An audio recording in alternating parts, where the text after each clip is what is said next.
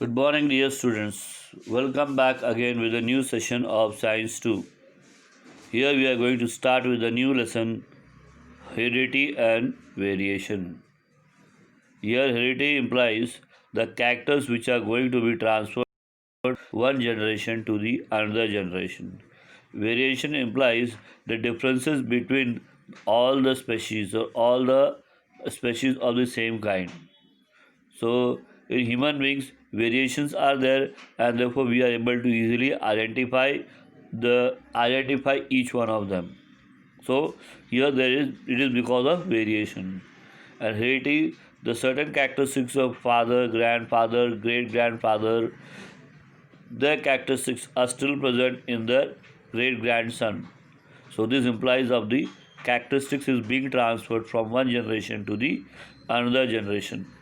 Those characteristics are mentioned here in the table, that is color of the skin, shape of the face, height, color of the eyes, orientation of the thumb, etc. Now earlier we have seen that there is a great variation within every species in nature. In this chapter we shall study the factors which give rise to these variations. Now what are the factors which are responsible for the variation? Among them, first of all, we'll discuss about inheritance. What is actually inheritance? It is a branch of biology which studies the transfer of characteristics of organisms from one generation to the next, and genes in particular called as genetics. That is called as inheritance.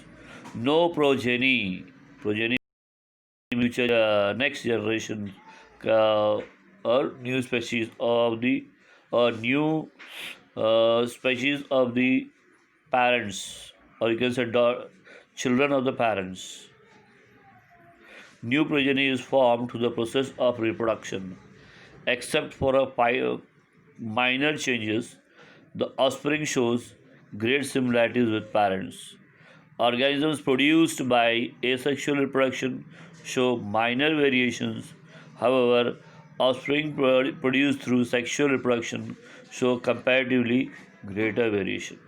So here two type of sexual reproduction is there, one in sexual reproduction and asexual reproduction. In sexual reproduction, variations are more. In asexual reproduction, variations are very less. In sexual reproduction, rate of reproduction is very slow, whereas in asexual reproduction, rate of reproduction is very fast.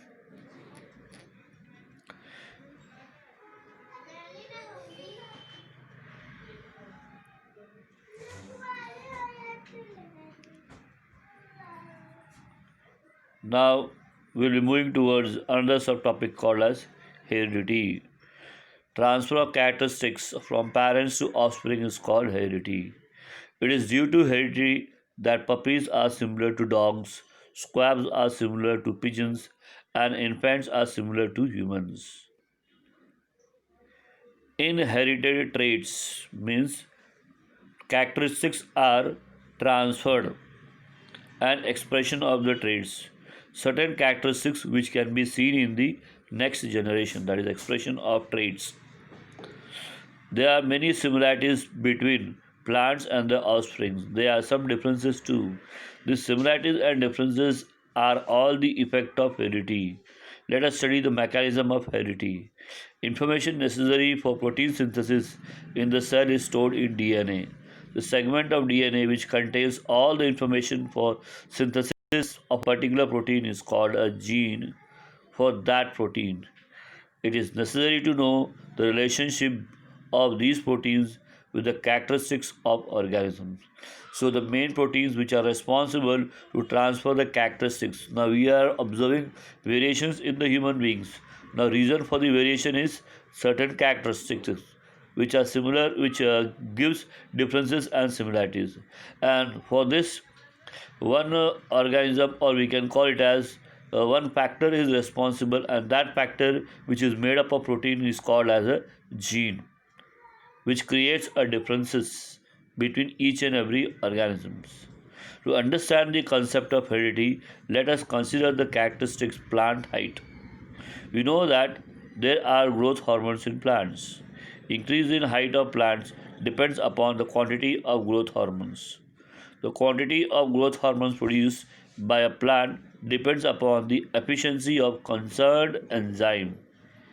Efficient enzyme produced greater quantity of the hormone, due to which height of the plant increases. However, if the enzymes are less efficient, the smaller quantity of hormone is produced, leading to a stunting of the plant.